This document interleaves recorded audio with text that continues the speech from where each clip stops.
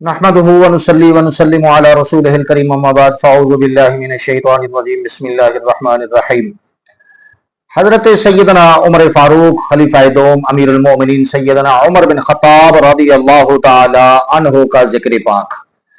حضرت عمر رضی اللہ تعالی عنہ وہ عظیم ہستی ہیں، اور حضرت عمر رضی اللہ تعالی عنہ کی ذہانت، بصیرت اور معاملہ فہمی کا یہ عالم تھا کہ آذان کا طریقہ، شراب پر پابندی، ازواج مطہرات کا پردہ اور بعض دیگر مسائل کے متعلق قرآن مجید کی جو آیات مبارکہ نازل ہوئیں وہ سب حضرت عمر فاروق رضی اللہ تعالی عنہ کے مشوروں کی تائید میں نازل ہوئی، یہاں تک کہ سرکار دو عالم صلی اللہ تعالی علیہ وسلم نے ارشاد فرمایا کہ میرے بعد اگر کوئی نبی ہوتا تو وہ عمر ہوتا۔ سبحان اللہ۔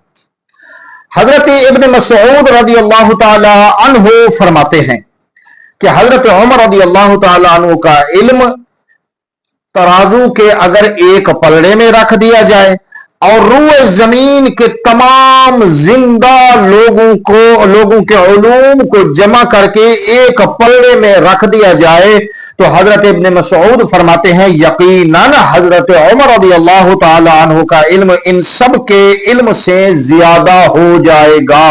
سبحان اللہ۔ یہ ہے صحابہ کرام کی ایک دوسرے کی عزت، احترام، محبت کہ حضرت عمر رضی اللہ تعالی عنہ کے علم کا یہ عالم ایک صحابی رسول کی زبان سے کہ اگر تمام زندہ لوگوں کے علم کو جمع کیا جائے حضرت عمر کے برابر پھر بھی نہیں ہوگا۔ تو عزیزان گرامی، احادیث مبارکہ میں آپ رضی اللہ تعالی عنہ کی جلیل القدر فضیلتیں بیان ہوئی ہیں۔ نبی پاک صلی اللہ تعالی علیہ وسلم نے ارشاد فرمایا کہ عمر وہ ہستی ہے، عمر وہ شخصیت ہے کہ جس کی توقیر ہر فرشتہ کرتا ہے، ہر فرشتہ جو ہے حضرت عمر رضی اللہ تعالی عنہ کی عزت کرتا ہے۔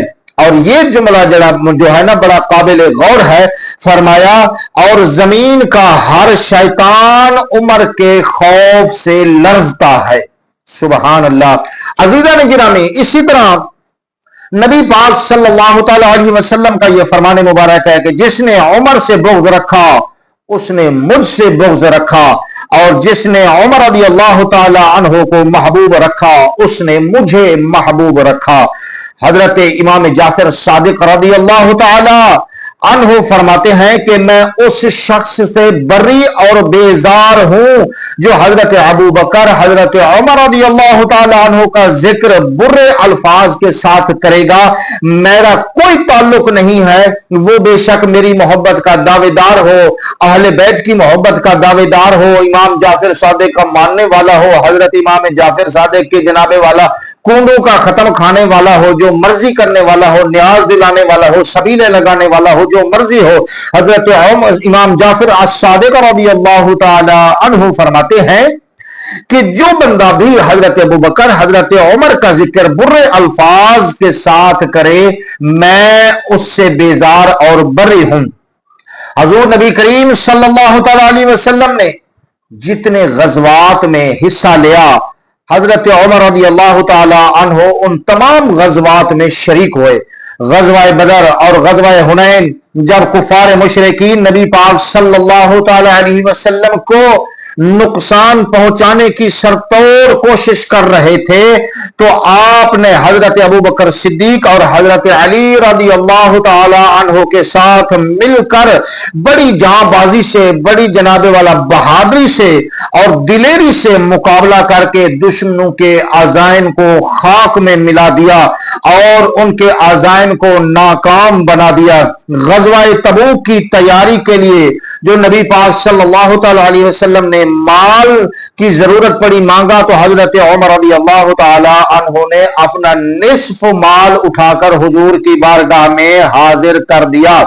عزیزان گرامی، حضرت عمر رضی اللہ تعالی عنہ کے اوصاف جمیلہ کے پیش نظر حضرت ابوبکر صدیق رضی اللہ تعالی عنہ نے اپنی وفات سے چند روز قبل اکابر صحابہ کرام، بڑے بڑے جید معتبر صحابہ کرام کی رائے معلوم کر کے مسجد میں ایک بڑے اجتماع سے حضرت ابوبکر صدیق نے خطاب کیا اور حضرت عمر فاروق رضی اللہ تعالی عنہ کو اپنی جگہ خلافت کے منصب پر فائز کرنے کی تجویز پیش کی۔ سب صحابہ نے برضا اور رغبت اتفاق رائے سے تائید کی۔ چنانچہ خلیفہ اول حضرت ابوبکر صدیق رضی اللہ تعالی عنہ کی وفات کے بعد حضرت عمر فاروق رضی اللہ تعالی عنہ 22 جمادی الثانی سن 13 ہجری کو مسند خلافت پر متمکن ہوئے۔ آپ کا دور خلافت 10 سال 6 مہینے 18 دن تک رہا۔ انشاءاللہ بقیہ ہم حضرت عمر فاروق رضی اللہ تعالی عنہ کی شان و عظمت اگلی ویڈیو میں عرض کریں گے۔ اللہ تعالی ہمیں حضور کے صحابہ کی سچی غلامی، عقیدت، محبت نصیب فرمائے، آمین۔ السلام علیکم۔